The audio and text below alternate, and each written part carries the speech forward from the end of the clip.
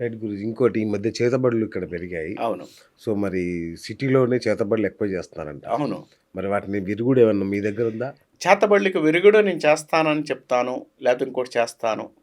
కార్యక్రమం చేయొచ్చండి. హ్మ్. ఎందుకంటే కొన్ని కార్యక్రమాలు మనం చేతబడులు కావచ్చు, కొన్ని కార్యక్రమాలకు చేసుకోవచ్చు. ఆ కార్యక్రమాలు చేతబడులు చేసేటప్పటికి గానీ, ఇంకోటి గానీ, ఒక విధానం కార్యక్రమం స్టార్ట్ చేసిన తర్వాత ఆ విధానానికి విధానం ఉంటుందండి. ఒక 90 రోజులు, 120 డేస్ విధానం ఉంటుంది. హ్మ్. ఈరోజు చెప్తే రేపే జరగడానికి ఏమి లేదు. దానికి ఓకే. నివారణ మార్గం వారు చేసుకునేవి ఉంటే వాళ్ళకి చెప్తుంటాం. లేదంటే దానికి సంబంధించిన హోమ కార్యక్రమం కావచ్చు, దానికి సంబంధించిన పూజ కార్యక్రమం కావచ్చు, దానికి సంబంధించిన రెమెడీస్ మనం ఇవ్వడానికి ప్రయత్నిస్తాం. ఓకే. ఎందుకంటే మనకు ఆ విధానం ఉంది. మనిషిని బతికించడం ఎంత కష్టమో చంపడం కూడా అంతే కష్టం. హ్మ్. 2 ఈజీ కాదు. చంపడం, బతకడం మన చేతిలో ఏది లేదు. కానీ కొన్ని విధానాల్లో ఒక అతను 100 ఏళ్ళు బతకాల్సిన అతన్ని 80, 60 ఏళ్ళకి మనం చంపుదాం అనుకోని ట్రై చేస్తాం చూడండి. అది తప్పు అంట. ఓకే.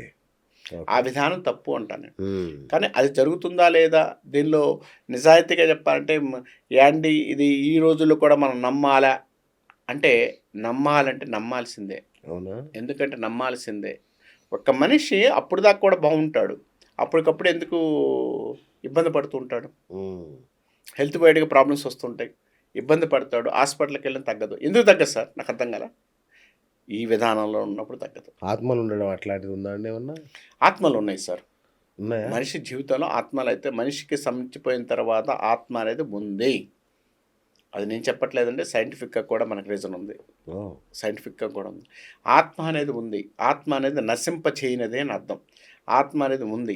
ఎందుకంటే మనిషి చనిపోయిన తర్వాత 1 ఇయర్ పాటు మనకు అందుకే పిండ ప్రదానం చేస్తూ ఉంటారు. పిండ ప్రదానానికి చాలా గొప్పగా ఎందుకు చెప్తారంటే 1 ఇయర్స్ పాటు వాళ్ళు ఇక్కడే తిరుగుతుంటారు. ఓకే. 1 ఇయర్ తర్వాత పైకి వెళ్తుంటారు. ఈ 1 ఇయర్ పాటు ఇక్కడే తిరుగుతుంటారు కాబట్టి ఆత్మ అనేది వాళ్ళ ఇంటికి తొందరగా వచ్చేసి అంటే చనిపోయిన ఇంటికి కొడుకు మీదో, కోళ్ళ మీదో, కూతురు మీదో, మనవడి మీద ఇలా ఆత్మ అనేది తిరుగుతూ అక్కడక్కడ తిరుగుతూ కొంత ఆ ఫీలింగ్ కూడా ఎక్కువగా ఉంటుంది కాబట్టి ఓకే. ఆత్మకి సంబంధించినంత వరకు కూడా మనకి అందుకనే హైందూ సాంప్రదాయంలో ఆత్మలకి దానికి సంబంధించిన చనిపోయిన వ్యక్తికి ఏం చేయాలనేది కూడా క్లియర్‌గా ఉంది. మీరు మాట్లాడతారా ఆత్మలతో? సార్ నేను అంత గొప్పోడిని కాదు సార్. కానీ విధానం అయితే ఉంది.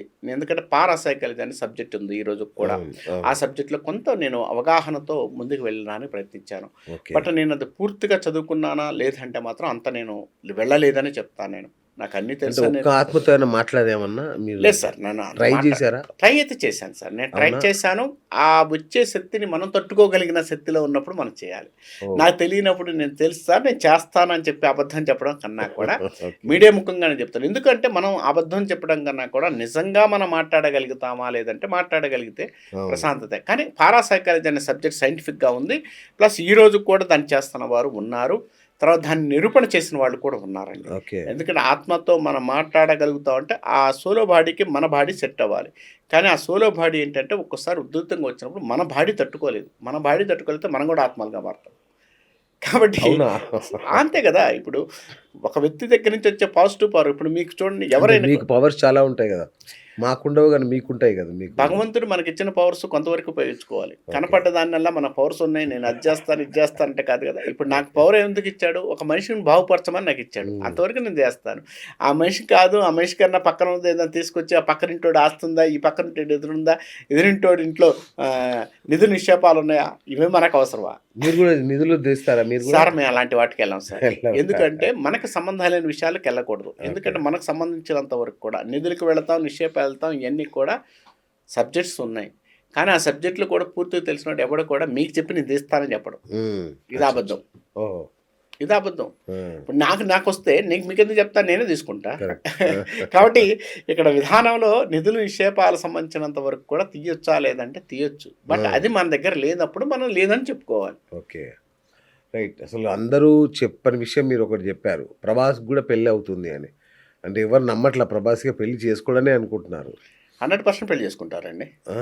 చేసుకుంటారు. ఎందుకంటే 'ప్రభాస్' గారి యొక్క జాతకంలో చూసుకుంటే ఆయనకు సంబంధించినంత వరకు కెరీర్ వైడ్‌గా ఈస్ వెరీ గుడ్. ఆ! ఆయన జాతకంలో మంచి స్థానాలున్నాయి. అవునా? వివాహ అంటే చాలామంది జ్యోతిష్యులు చెప్పేదేంటంటే, అసలు 'ప్రభాస్‌తో' సినిమా తీస్తే ఔట్. 'ప్రభాస్' సినిమాలు నడవవు అని జెప్తారు గదా! రైట్ అండి. మంచిది. 'ప్రభాస్' గారి యొక్క 'కల్కి' ఏదో సినిమా వచ్చింది. నాకు సినిమా పేరు ఐడియా లేదండి. హ్మ్. ఏమనుకోవద్దు. ఆ సినిమా ఏదో వచ్చింది. దాదాపుగా హైర్‌లోకెళ్ళింది. తర్వాత ఈరోజు పాన్ ఇండియా స్టార్‌గా ఎవరున్నారండి? హ్మ్. ఆయనే ఉన్నాడు. ఇక్కడి నుంచి పోయి ఆల్ ఇండియా కాదు, ఇండియాలో ప్రపంచ లెవెల్లో టాప్గా నిలబడిన వ్యక్తి ఎవరు? ప్రభాస్ గారు. ప్రభాస్. ఇప్పుడు ఆయన్ని మనం విమర్శించడం ఎంతవరకు కరెక్ట్ అండి? ఉమ్, మనం విమర్శించడం ఎంతవరకు కరెక్ట్? అలాంటి గొప్ప వ్యక్తి, అంటే మన తెలుగువాడయ్యుండి ప్రపంచ లెవెల్లో నిలబెట్టగలిగిన వ్యక్తిని మనం ఇంకా హ్యాపీగా ఫీల్ అవ్వాలి అతను చూసి. మనం ఉమ్, అతని పెళ్లి కాదు, అతనికి అది కాదు, అతను దరిద్రుడు. ఆయన దరిద్రుడా మంచోడా? ఆయన మీద వందల వేల కోట్లు వ్యాపారం చేస్తున్నారు, ఉమ్, వందల మంది బతుకుతున్నారు, కొన్ని వందల మంది బతుకుతున్నారు ఆయన మీద. కాబట్టి ఒక సినిమా తీసి ఆయన సక్సెస్ అయ్యి బాగుండాలని మనం కూడా కోరుకుందాం. ఉమ్. నీకు అది కాదు ఇది కాదని మనం ఎలా చెబుతాం? నువ్వెవరు శాస్త్రి? కోరుకోవడం మా లాంటి వాళ్ళ వంతు, ఏం జరుగుతుందో చెప్పడం మీ వంతు కదా. కాబట్టి ఏం జరుగుతుంది అనే దాన్ని తీసుకుంటే ఉమ్. మనం కోరుకున్నది క్లియర్. నేను ఒక మనిషిగా కోరుకున్నా, ఇప్పుడు నాకు ఆస్ట్రాలజర్గా నేను రైట్, ఇప్పుడు ఇప్పుడు మాట్లాడతాను. ఆస్ట్రాలజర్గా ఇప్పుడు చెప్పారు. మాట్లాడాలిగా, ఎందుకంటే మనిషిగా నేను కూడా అదే. ఫ్యాన్ అనుకోండి, ఏదన్నా అనుకోండి. ఇక్కడ ఆస్ట్రాలజర్కి సంబంధించినంత వరకు కూడా, ఆస్ట్రాలజీకి సంబంధించినంత వరకు కూడా ఆయన 100% వివాహం అవుతుంది. వివాహానికి సంబంధించినంత వరకు కూడా ఆయన జాతకంలో దోషాలు అయితే ఉన్నాయి, ఉమ్, అలేని దోషాలు ఉన్నాయి. కాబట్టి ఆయనకి ఎప్పటికప్పుడు కూడా వెనక్కి వెళుతుంది. కానీ ఆయన జాతకంలోకి వచ్చేసరికి ఈ టైం 2026 కానించి 2026 అక్టోబర్ తర్వాత, అంటే మే కానించి చాలా పాజిటివ్గా ఉంది, ఏప్రిల్ మే తర్వాత నుంచి పాజిటివ్గా ఉంది.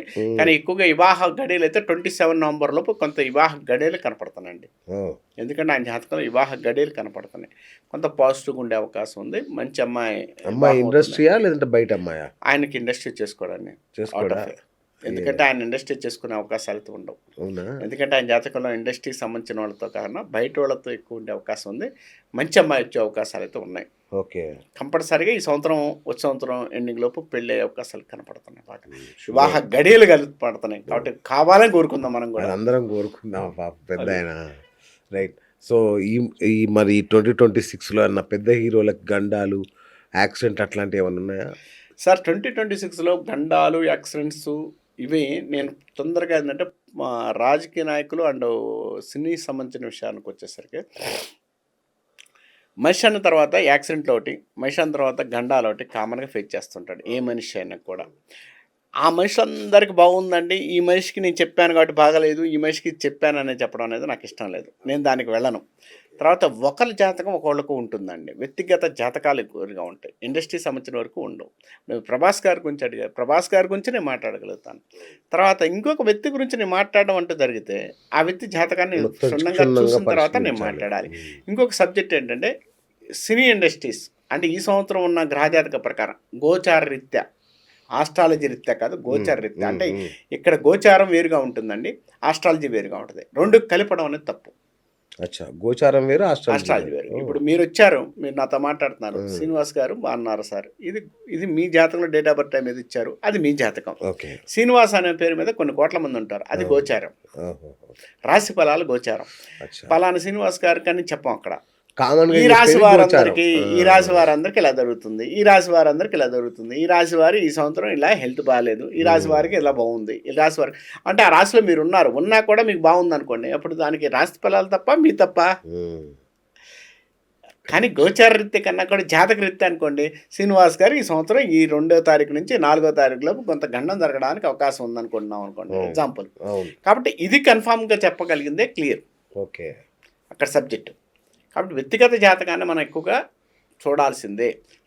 తర్వాత మీరు అన్నట్టు ఈ సంవత్సరం గోచరరీత్యా కాలమాన పరిస్థితులు బట్టి ఇక్కడ ఒక విషయం చెప్పాలి. మన ఇండస్ట్రీస్, అంటే తెలుగు ఇండస్ట్రీ గురించే మీరు మాట్లాడారు కదా, ఇంకేమైనా ఇండస్ట్రీ గురించి మాట్లాడారు, తెలుగు ఇండస్ట్రీ గురించే మాట్లాడారు. తెలుగు ఇండస్ట్రీలో యాక్సిడెంట్లు అవుతాయా క్వశ్చన్? యాక్సిడెంట్లు అవుతాయా పెద్ద హీరోలకి? ఏమైనా ప్రమాదాలు? పెద్ద హీరోలకు సంబంధించినంత వరకు కూడా గోచరరీత్యా ఈ సంవత్సరం ఒక హీరో గారికి మాత్రం కొంచెం అనారోగ్య పరిస్థితులు కనపడుతున్నాయండి. కొంత గండాలు కనిపిస్తున్నాయని చెప్పడం కానీ అనారోగ్య పరిస్థితి అయితే కనపడుతున్నాయి, కొంచెం హెల్త్ ఇష్యూస్ ప్రాబ్లమ్స్ అయితే కనపడుతున్నాయి. ఓకే.